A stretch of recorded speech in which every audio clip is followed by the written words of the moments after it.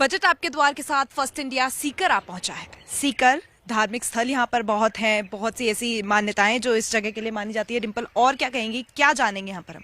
बिल्कुल, शेखावटी में हम आए हैं और जैसा कि बताया अभी तुमने भी कि यहाँ पे पर्यटक स्थल भी बहुत है और यहाँ पे जो बड़े बड़े मंदिर हैं राजस्थान के वो भी शेखावटी में आते हैं। तो यहाँ के लोगों से हम बात करेंगे, उनके आमजन की जो मांग है उनको जानेंगे और जो सीएम अशोक गहलोत का आने वाला बजट है उन मांगों को जानकर आगे सरकार तक पहुंचाएंगे। बिल्कुल, तो चलिए शुरू करते हैं हमारे सफर को और जानते हैं कि आखिर सीकर आगामी बजट में सरकार से क्या चाहता है। तो चलिए करते हैं शुरुआत।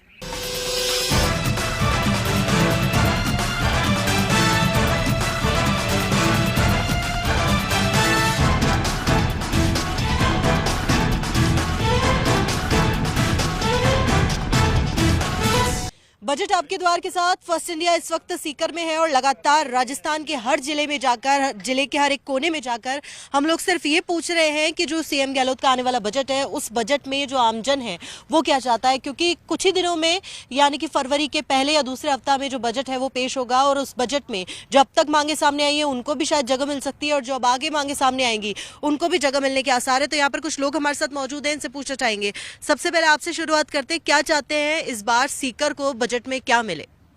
साहब, सीकर को ये मिले, खड़ है तो खड़ का पूरा 40 किलो का दाम ले रहा है, 37 किलो खड़ मिल रहा है। दूसरी बात है, खेती में लाइट भी बहुत कम दे रहा है, बिल बराबर ले रहा है और गेहूं भी मुश्किल है। अभी सरसों भाई है तो सरसों को सर्दी पूरी को ख़त्म कर दिया तो किसान को तो एकदम मरबा हो रहा है। सबसे पहले तो जो पाला पड़ा है लगातार सीकर में 5-7 दिन तक लगातार -3.5 -4.5 तक डिग्री टेम्परेचर माइनस में रहा है। फसलें बुरी तरह से नष्ट हो गई, खासतौर से सरसों की फसल 100% नष्ट हो गई। हालांकि कल राज्य सरकार ने ऑर्डर किए हैं कि इसकी जल्दी गिरदावरी की जाए, लेकिन ये चुनावी वर्ष है, इसलिए हमेशा ये होता रहा है कि चुनावी वर्ष में सरकारें इतनी जल्दी कार्य करती हैं, इतनी जल्दी घोषणाएं करती हैं, लेकिन किसानों को कुछ मिलता नहीं। तो हमारी ये मांग रहेगी कि बजट में वो प्रावधान करें कि जो फसलें नुकसान हुई है, ना सिर्फ सरसों बल्कि सब्जियां पूरी तरह से नुकसान हुई हैं, उनका बजट में प्रावधान करें कि जल्द से जल्द उनको 7 दिन या 10 दिन में मुआवजा दिया जाए। आपसे पूछना चाहेंगे, क्या चाहते हैं इस बार बजट में? बजट में ये चाहते हैं कि पिछले जब गहलोत सरकार, कांग्रेस सरकार जब राजस्थान में आई तो इन्होंने, इनके राष्ट्रीय अध्यक्ष उस टाइम पे राहुल गांधी जी राजस्थान आए थे और उन्होंने कहा था कि किसानों का संपूर्ण कर्ज माफी हम जैसे हमारी सरकार बनेगी 1 से 10 गिनते ही आप सब किसानों का कर्ज माफ हो जाएगा।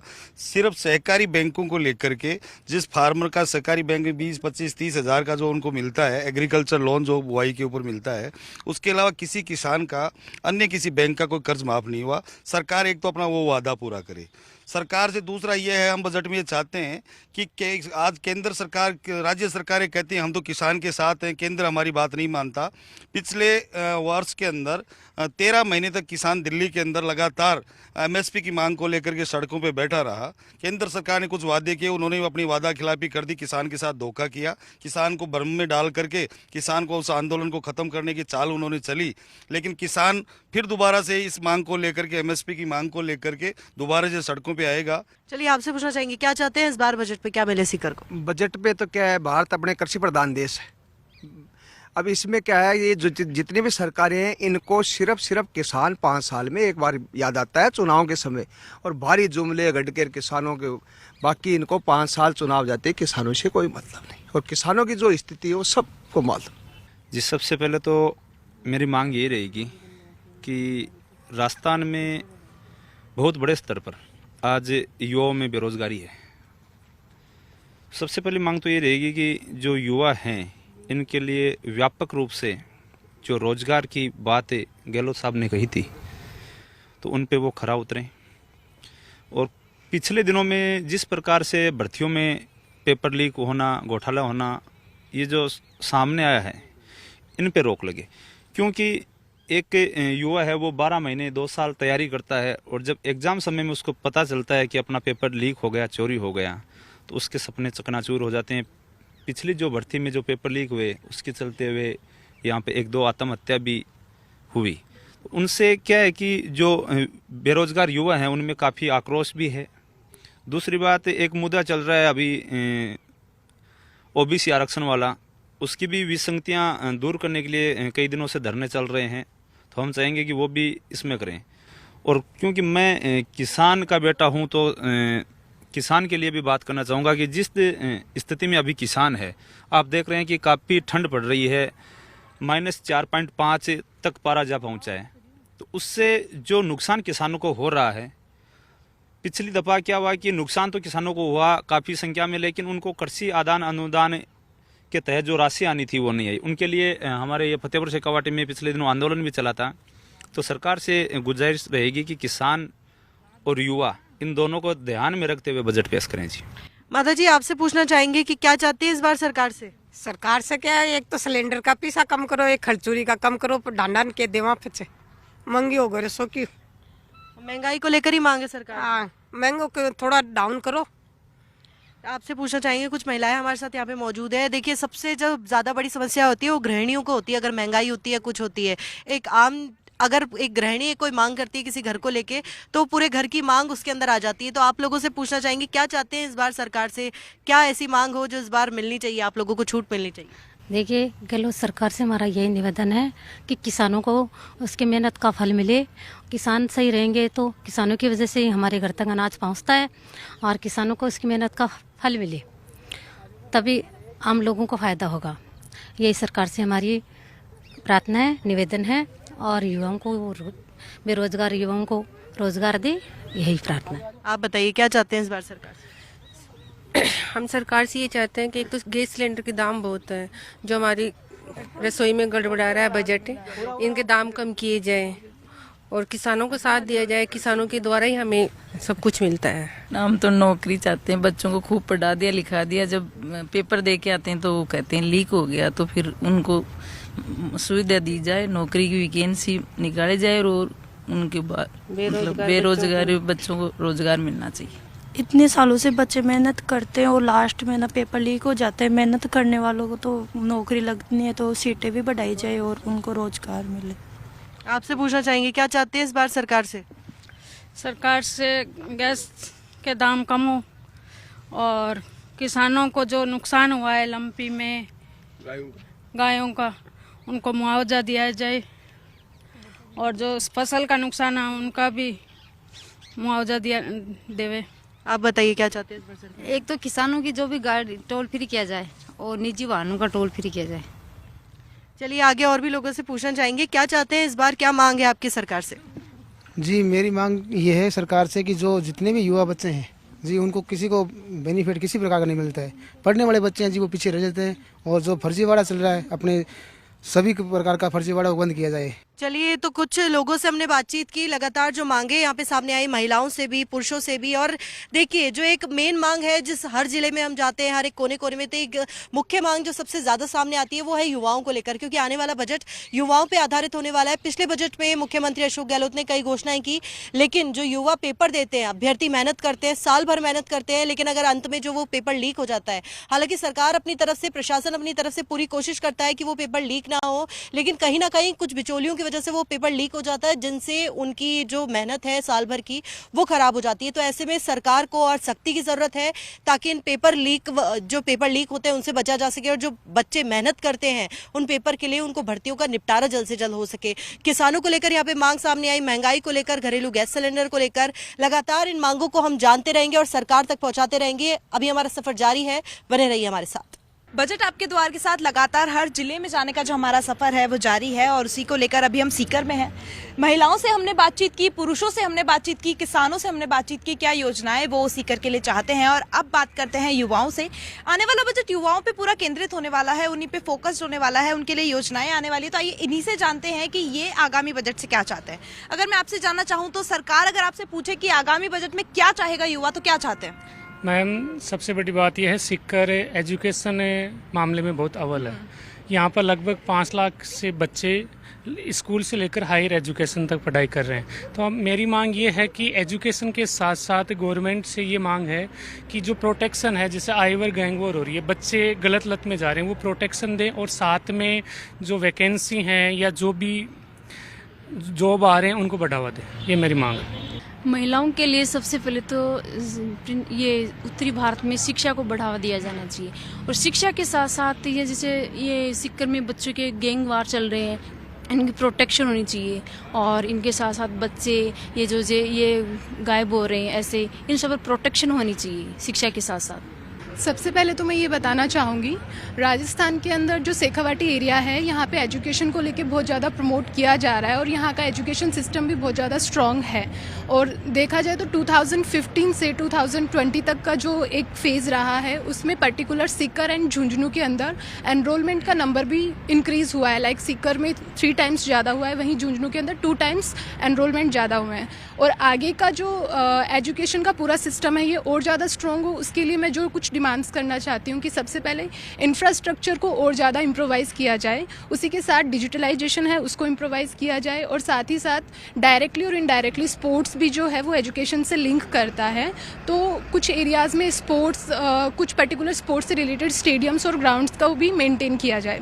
यहाँ पर सीकर के अंदर भी स्टेडियम है, झुंझुनू में भी स्टेडियम है, लेकिन उन स्टेडियम्स की जो स्थिति है वो रख रखाव नहीं होने के कारण से इस तरह का वहाँ पर कोई भी प्लेटफॉर्म नहीं नज़र आ रहा है कि वो काफ़ी ज़्यादा एकदम स्वच्छ और स्मूथ रहे। वहाँ पर कोचेस जो हैं वो अच्छे लगाए जाएं। ये इस तरह की चीज़ें अगर सरकार करती है तो सभी स्टूडेंट्स को फ़ायदा मिलेगा। स्पोर्ट्स यूनिवर्सिटी जो है वो यहाँ पे खोली जाए और स्पोर्ट्स के अंदर काफ़ी ज़्यादा बजट से हमें उम्मीद है कि हमें अनुदान शेखावाटी को ज़रूर मिलेगा। कुछ मुद्दे ऐसे हैं जैसे युवाओं के साथ में हम देखें तो गवर्नमेंट की जो जॉब्स हैं उनका एक प्रॉपर स्मूथली जहाँ से स्टार्ट होता है, जहाँ से सिलेक्शन होता है, वो प्रोसेस बहुत टिपिकल हो जाता है, टाइम टेकिंग हो जाता है, तो वो टाइम के साथ में हो। सीकर या फिर शेखावाटी रीजन की हम बात करें तो यहाँ पर एजुकेशन में एक बड़ा हब के रूप में निकल रहा है। हम देखेंगे कि एनरोलमेंट हायर एजुकेशन में ऑलमोस्ट डबल से ट्रिपल हो गया है। टोटल जैसे सीकर का जो टोटल पॉपुलेशन है, सीकर के पॉपुलेशन के जितना टोटल राजस्थान के अंदर जो स्कूल लेवल पे एनरोलमेंट है वो लगभग उतना ही है, ऑलमोस्ट 3 to 4%। तो ऐसे केस में सीकर या फिर शेखावाटी रीजन में infrastructure development, proper sanitation and health facilities है। जैसे सीकर के अंदर अगर ट्रैफिक सिस्टम देखेंगे तो उसके ऊपर मैनेज करना, क्योंकि अर्बन इंफ्रास्ट्रक्चर को देखना, ये सारी चीज़ें ऐसी है कि जहाँ पर लोकल एरिया को एक हब बनाएगी। शेखावाटी क्षेत्र वैसे एग्रीकल्चर को लेके, एनिमल हस्बेंड्री को लेके काफ़ी भरा पूरा डिस्ट्रिक्ट है, बट स्टिल यहाँ पे जैसे सर ने कहा स्किल डेवलपमेंट को लेके काफ़ी हद तक काम करने की ज़रूरत है। तो मैं चाहूँगा कि गवर्नमेंट की तरफ से अगर उस पर थोड़ा फोकस हो कि एजुकेशनल लेवल से ही हम अगर बच्चों को थोड़ा स्किल डेवलपमेंट भी सिखाएं, ताकि वो आगे जाके सिर्फ यही नहीं रहा कि गवर्नमेंट जॉब करनी है या फिर कुछ और, ये प्रॉपर जो हमारे एक हिस्टोरिकली जो चलते हुए हैं कामकाज वही करना है। इसके अलावा नॉर्मल जो नए नए एवेन्यूज़ आ रहे हैं टेक्नोलॉजी को लेके, जो एवोल्यूशन हो रहे हैं, उसको लेके भी बच्चे थोड़ा सा इसको अकोमोडेट कर सकें। सरकार ने बहुत सी योजनाएं हर जगह के लिए चलाई हैं, वो सीकर में भी हैं, तो मैं जानना चाहूंगी उन योजनाओं का लाभ सीकर वासियों को मिलता है कि जैसे चिरंजीवी योजना है, निःशुल्क इलाज होता है, मुफ्त दवाइयां मिलती है, आसपास के अस्पतालों में ये सब हो रहा है क्या? जहाँ तक योजनाओं की बात करें तो अगर सरकार ने बजट आवंटित किया है तो योजनाओं का लाभ निश्चित रूप से जनता तक पहुँच रहा है। और चूँकि हम शेखावाटी क्षेत्र में हैं, जैसा कि सभी को पता है, विकसित क्षेत्र और शिक्षा के दृष्टि से भी एक बहुत अच्छा राजस्थान में इसका अपना नाम। और जैसे आपने चिरंजीवी योजना की बात की, तो चिरंजीवी योजना में जो मुफ्त इलाज करने की बात है, अगर हम इसको वैसे देखना चाहें तो कुल मिला के ये एक समानता की दृष्टि से चीज़ें एक तरीके से चल पाए, सरकार की योजना है। बाकी बजट आवंटित करने में मैं यही कहना चाहूँगा कि जो युवा है, जैसे अगर आप दूसरी इंडस्ट्रीज़ की बात करें या हमें दूसरे स्टेट्स की बात करें, जैसे यूपी या आप महाराष्ट्र जैसे बड़े स्टेट्स की बात करें, कहीं ना कहीं हम इंफॉर्मेशन टेक्नोलॉजी या ई लर्निंग में पिछड़ रहे हैं। तो उस ई लर्निंग के लिए शिक्षा के क्षेत्र में बजट आवंटित करने की आवश्यकता है। जो भी बजट को लेके अभी एलोकेशंस हो रहे हैं उसमें हम क्या कर सकते हैं कि एलोकेशंस को डाइवर्सिफाई कर सकते हैं। अब जैसे कि आज की जो मांग है वो क्या है कि एजुकेटर ट्रेनिंग में भी हमें फंड्स चाहिए, तो जो बजट रहेगा उसको हम लिक्विफाई कर देंगे, डाइवर्सिफाई कर देंगे, तो हर सेक्टर की अपलिफ्टमेंट जो है वो और भी अच्छी हो सकती है। तो मेरा ये मानना रहेगा। चलिए, क्या मांगेंगे इस बार सरकार से? हम जिसकी बेसिक एम एजुकेशन का होता है to strive for excellence, to act, तो रोटी कपड़ा मकान की लिमिट से आपको आगे जाना पड़ता है। आपको इन्वेंशन और इनोवेशन को चाहिए। सरकार को बेसिकली वोकेशनल एजुकेशन को प्रमोट करना चाहिए, क्योंकि आज हमें क्लर्क्स की जरूरत नहीं, हमें जरूरत है साइंटिस्ट की, हमें जरूरत है इन्वेंटर्स की। तो बेसिकली हमारी मांग यही रहेगी।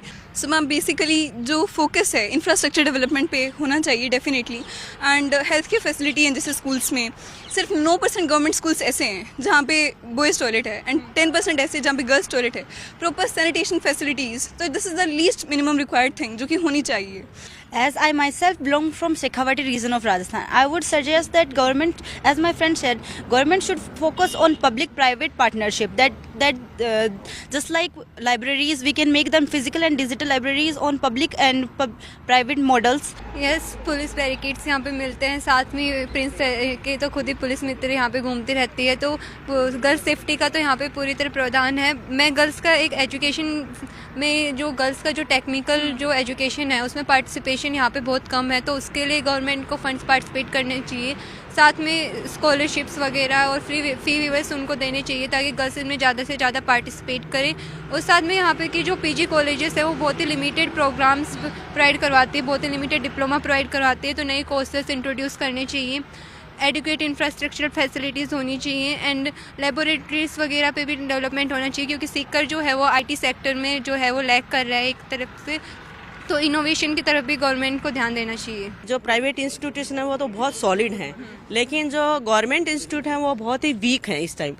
कुल जीडीपी का जैसे 15-20 साल से देखा जाता है तो 3 या 4% ही जीडीपी का खर्च होता है, तो इसको बढ़ाया जाए, 15-20 कम से कम किया जाए। साथ ही साथ जो कोरोना टाइम में बाहर जो गाँव में था तो 5G ऐसा कोई इंस्ट्रूमेंट ऐसा चलाया जाए ताकि वो भी सॉलिड बने और उनको भी दूर दृष्टि रूप से उनको एजुकेशन पहुंचाई जाए। सीकर के लिए महत्वपूर्ण मांग तो ये है कि जैसे राजस्थान में 7 संभाग है, तो मेरे नज़र में 8वां संभाग सीकर को ही बनाना चाहिए, क्योंकि आज एजुकेशन की दृष्टि से देखा जाए सीकर, तो सीकर दूर दराज से जो ट्रेन की सुविधा है, अपने बस की सुविधा इनमें पिछड़ रहा है, तो जब संभाग होगा, संभाग इस तरह जैसी समस्याएं जो जूझ रहे हैं सीकर के ग्रामीण के लोग आज, तो सीकर में पहले संभाग का, दूसरा जो नवलगढ़ पुड़िया मुद्दा है सीकर का महत्वपूर्ण मुद्दा रहा है। जब बरसात के दिनों में आप सीकर में कभी भी आने का आपको मौका मिले तो जो नवलगढ़ पुलिया सबसे महत्वपूर्ण मुद्दा है उसमें भी सुधार होने की जरूरत, और शिक्षा के क्षेत्र में सीकर बढ़ रहा है, तो इसके साथ जो मेडिकल कॉलेज है सीकर को एक मेडिकल कॉलेज की सौगात भी मिलने के लिए जरूर। क्या कहेंगे इस बार, क्या चाहिए बजट में? नमस्कार, सबसे पहले तो मैं फर्स्ट इंडिया न्यूज़ को धन्यवाद देना चाहूँगा कि आप इस तरह का एक पहल जो ग्रास रूट लेवल से लोगों की जो ओपिनियन है वो बजट से पूर्व आप ले रहे हैं।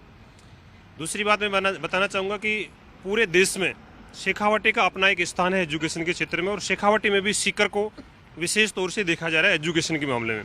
देश की जो नामी इंस्टीट्यूट्स हैं वो यहाँ हैं, जो भी कॉम्पिटिटिव एग्जाम्स होते हैं, नीट है, IIT है, उनमें टॉप रैंक्स यहाँ सीकर से इंस्टीट्यूट दे रहे हैं।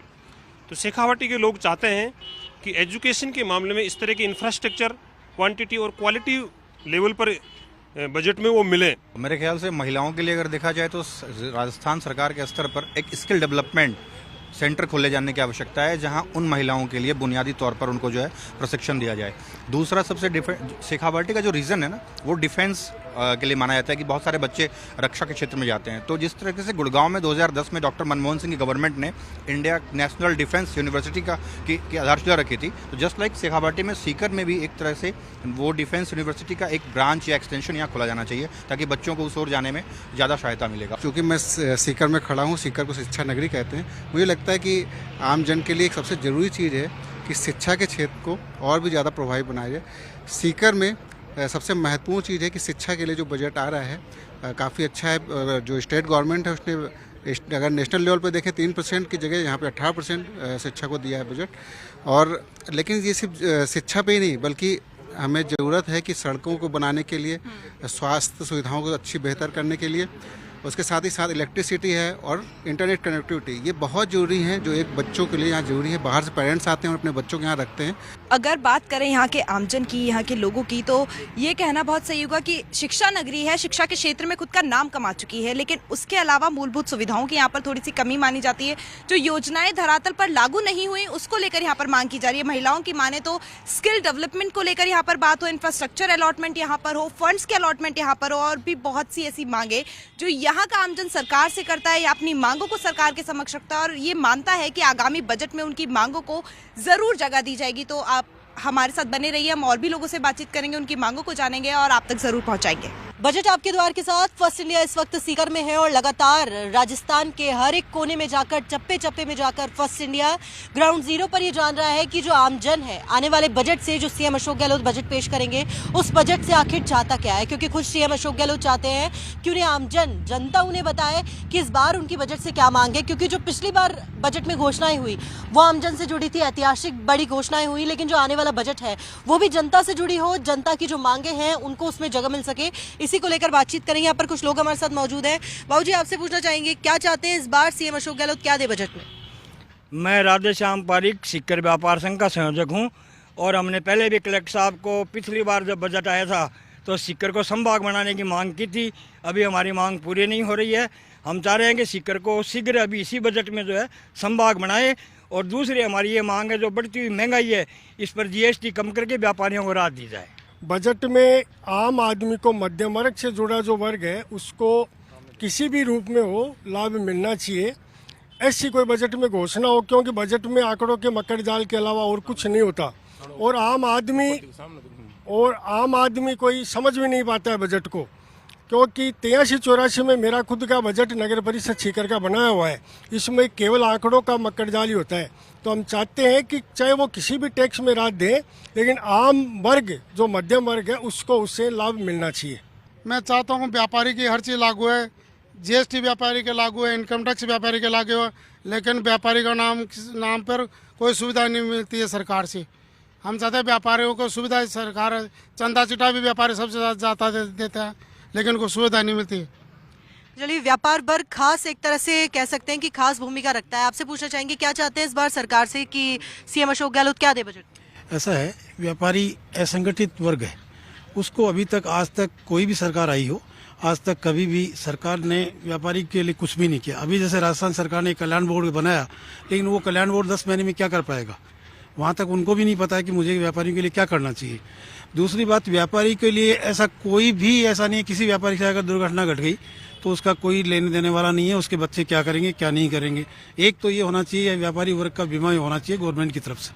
तमाम मांगे हमने यहाँ पे सुनी और लगातार जो फर्स्ट इंडिया की मुहिम है, जो फर्स्ट इंडिया की ये पहल है बजट आपके द्वार के साथ, वो सबसे बड़ी पहल यही है कि ग्राउंड जीरो पर जाकर, जमीनी स्तर पर जाके राजस्थान के हर एक कोने में जो आमजन की मांगे हैं वो सरकार तक पहुंचे, ताकि आमजन से जुड़ी हुई मांगों को ही आने वाले बजट में जगह मिल सके। क्योंकि पिछली बार तो ऐतिहासिक घोषणाएं हुई थी, लेकिन इस आने वाले बजट में बड़ी घोषणाएं होनी बाकी है, युवाओं पर आधारित होगा। व्यापारी वर्ग की आपने मांगे सुनी, अभी हमारा सफर जारी है, बने रहिए हमारे साथ।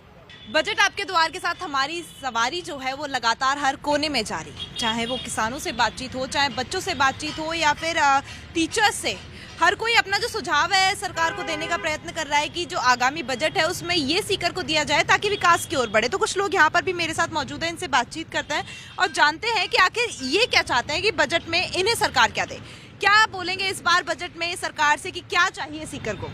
सीकर को हमारे को पहले तो मांग हमारी ये है कि शेखावाटी संभाग बनाया जाए और जो सीकर में पुलिया 4 लाइन का काम है वो कई सालों से बंद पड़ा है, वो किया जाए और मेडिकल कॉलेज में सुविधा और बढ़ाई जाए, ट्रामा और खोला जाए। एक तो ये जो मार्केट में पार्किंग की अपने दिक्कत आती है, सरकार उस पर ध्यान दे।